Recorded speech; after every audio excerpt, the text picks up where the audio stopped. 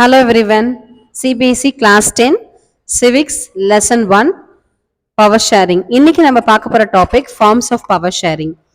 Forms of Power Sharing ஒரு ரொம்ப காலமாவே பாத்தீங்கன்னா நம்ம மக்கள் மனதுல ஒரு இது இருக்கு. என்ன அப்படின்னா ஒருத்தர் கையிலே பவர்ஸ் இருந்ததுன்னா அவங்க மிஸ்யூஸ் பண்ணிடுவாங்க, எல்லாருக்கும் ஷேர் பண்ணி கொடுக்க மாட்டாங்க அப்படின்னு. So long time believe that power must reside in one group or one person. If power to decide dispersed, so பவர்ஸை நம்ம எல்லாருக்கும் ஷேர் பண்ணி கொடுத்தோன்னா டெசிஷன் மேக்கிங்கும் கரெக்டாக இருக்கும் அப்படின்றது நம்ம லாங் டைம் பிலீவ். ஸோ இன்னைக்கு பார்த்தோன்னா மக்களுடைய பார்வையே மாறிடுச்சு. The notion have change with the democracy type of கவர்மெண்டோடைய பார்வையே இன்னைக்கு டிஃப்ரெண்டா இருக்கு. என்னன்னா மக்கள் என்ன பண்றாங்க, அவங்களுக்கு தேவையான தலைவர்களை அவங்களே தேர்ந்தெடுத்துக்கிறாங்க, அவங்களே கவர்ன் பண்ணணும்னு நினைக்கிறாங்க. This what people rule themself through the institution of self governance. அது மட்டும் இல்லாம அவங்க மத்த டைவர்ஸ் குரூப்புக்கு, மத்த மதமா இருந்தாலும் சரி, இனமா இருந்தாலும் சரி, மொழி பேசக்கூடியவங்களா இருந்தாலும் சரி, இன்றைய காலகட்டத்துல எந்த பாகுபாடுமே கிடையாது. இது எதனால? பவர்ஸை ஷேர் பண்ணி கொடுக்கறதுனால. In modern democracy power sharing arrangement can take many forms.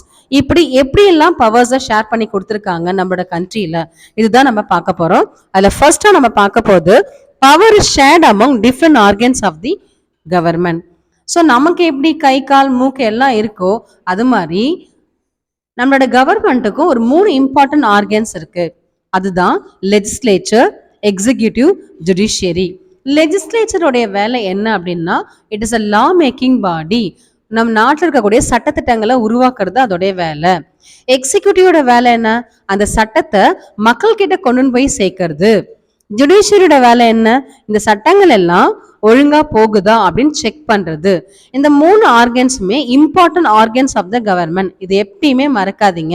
Organs of the government அப்படின்னாலே லெஜிஸ்லேச்சர், எக்ஸிக்யூட்டிவ், ஜுடிஷியரி. இந்த ஃப்ளோ சார்ட்ல பாருங்க எப்படி இந்த ஃப்ளோ சார்ட் இருக்கு, ஹரிசாண்டலா இருக்கு. ஸோ இதுக்கு இன்னொரு பேரும் இருக்கு. என்ன அப்படின்னா horizontal distribution of power sharing. So இந்த 3 ஆர்கன்ஸுக்குமே பவர்ஸ் என்ன பண்ணி கொடுத்துருக்காங்க, பிரிச்சு கொடுத்துருக்காங்க. இந்த 3 ஆர்கன்ஸுமே அன்லிமிட்டடா எந்த பவர்ஸையும் என்ன பண்ணக்கூடாது, யூஸ் பண்ணக்கூடாது. இது மட்டும் இல்லாம one organ will not interfere in the matters of other. இந்த 3 ஆர்கன்ஸுமே மற்றவங்க அவங்களுடைய ஆர்கன்ஸை மட்டும் சரி பார்த்து கொண்டா சரிதான். லெஜிஸ்லேட்டிவ் என்ன பண்ணக்கூடாது, எக்ஸிக்யூட்டிவ் தலையிடக்கூடாது, எக்ஸிக்யூட்டிவ் ஜுடிஷியரி தலையிடக்கூடாது. இந்த 3 ஆர்கன்ஸுமே என்ன பண்ணிப்பாங்க, செக் பண்ணிப்பாங்க கரெக்டா போகுதா, லா மேக்கிங் பாடி கரெக்டா போகுதா, எக்ஸிக்யூட் மக்கள்கிட்ட அந்த லாஸ் எல்லாம் எக்ஸிக்யூட் பண்ணிருக்காங்களா, இந்த லாஸை ஒழுங்கா யூஸ் பண்றாங்களா இல்லையா அப்படின்னு ஜுடிஷியரி செக் பண்ணிப்பாங்க. இந்த அரேஞ்ச்மெண்ட்டுக்கு பேரு தான் system of checks and balance. So power sharing shared among different organs of the government. The next பாத்தீங்கன்னா power can be shared among different levels of the government. So what are the levels of the government? Central, state, local. Central government ஸ்டேட்டுக்கும், state government local கவர்மெண்ட்டுக்கு பவர்ஸை பிரிச்சு கொடுக்குறாங்க. இந்த flow சார்ட்டே பாத்தீங்கன்னா வெர்டிகலா இருக்கு. So இதுக்கு இன்னொரு பேரு vertical distribution of power sharing. நம்ம மூணாவதா பார்க்க போறது பாத்தீங்கன்னா power sharing among different social groups. Social குரூப்ஸ்னா எது? நம்மளுக்கு ரிலீஜியஸ் சார்ந்த மக்கள், லாங்குவேஜ் பலவிதமான மொழி பேசக்கூடியவங்களும் நம்ம கண்ட்ரியில இருக்கிறாங்க, பலவிதமான ரிலீஜியஸை ஃபாலோ பண்றவங்க நம்மளோட கண்ட்ரியில இருக்கிறாங்க. ஸோ இதுக்கு ஒரு நல்ல எக்ஸாம்பிள் தான் பெல்ஜியம் பத்தி பார்த்துருப்போம். பெல்ஜியத்துல ஒரு 3rd கவர்மெண்ட் ஒன்று சொன்னாங்க. அது என்ன கவர்மெண்ட்? Community government. அங்க பார்த்தோன்னா 3 மொழி பேசக்கூடியவங்க இருக்கிறாங்க. பிரெஞ்சு பேசக்கூடியவங்களும் இருக்கிறாங்க, டச்சு பேசக்கூடியவங்களும் இருக்கிறாங்க, ஜெர்மன் பேசக்கூடியவங்களும் இருக்கிறாங்க. அவங்களோட முக்கியமான வேலை என்ன? தன்னோட மொழியையும் கலாச்சாரத்தையும் பாதுகாக்கிறது தான் அந்த மினிஸ்ட்ரியோட வேலை. ஸோ இப்படிதான் நம்மளோட கண்ட்ரியில மொழி வாரியா, இன வாரியா, மத வாரியா டிஃப்ரெண்ட் டைப் ஆஃப் பீப்புள்ஸ் இருக்கிறாங்க. இவங்களுக்கு எல்லாருக்குமே பவர்ஸை ஷேர் பண்ணி கொடுக்குறாங்க. இது மட்டும் இல்லாமல் த weaker session and minority session.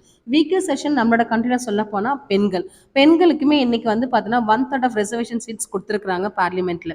அது மாதிரி மைனாரிட்டி கம்யூனிட்டிஸ், நிறைய religious communities consider to be the minority communities. மைனாரிட்டினா கொஞ்சமா அந்த இன மக்கள் இருக்கிறவங்க, அவங்கள தான் மைனாரிட்டிஸ்ன்னு சொல்லுவாங்க. ஒரு கிளாஸ்ல பாத்தீங்கன்னா ஒரு 20 ஆண்கள் இருக்கிறாங்க, ஒரு 10 பெண்கள் இருக்கிறாங்க அப்படின்னா அந்த 10 பெண்கள் சொல்லக்கூடியது மைனாரிட்டி, 20 ஆண்கள் அப்படின்னு சொல்லக்கூடியது மெஜாரிட்டி. ஸோ இவங்களுக்கும் பவர்ஸை ஷேர் பண்ணி கொடுக்குறாங்க. தென் ஃபோர்த்தா பார்க்கும்போது power shared by different political parties and pressure groups. Political பார்ட்டிஸ்ல எப்படி பவர்ஸை ஷேர் பண்றாங்க? இப்போ ஒரு தனிப்பட்ட கட்சி மெஜாரிட்டியா எலெக்ஷன் ஓட்டு வாங்கி வின் பண்ண முடியல அப்படின்னா அந்த அந்த பொலிட்டிக்கல் பார்ட்டி எங்க போறாங்க? கூட்டாட்சி முறைக்கு போறாங்க. அந்த கூட்டாட்சி முறைக்கு பேர் தான் கொல்யூஷன் கவர்மெண்ட். இந்த கூட்டாட்சி முறையமா எத்தனை கட்சி கூட்டா வச்சிருக்கிறாங்களோ அத்தனை கட்சிகளுக்கும் அவங்க பவர்ஸ் ஷேர் பண்ணி தராங்க. That's why powers is shared between various political parties through coalition government in case a single largest party is not winning majority. Citizen has freedom to choose the various